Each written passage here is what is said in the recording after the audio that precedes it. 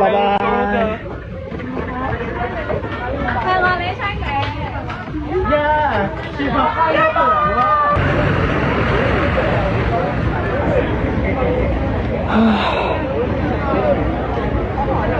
ินแค่นี้เหนื่อยเลยเมื่อกี้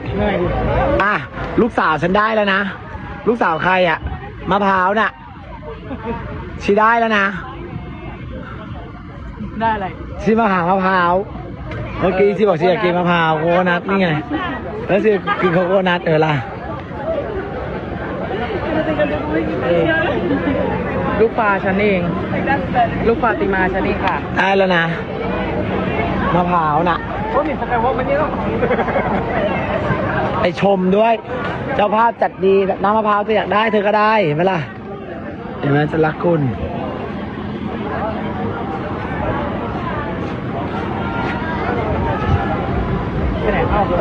ขึ้นรถแล้วไป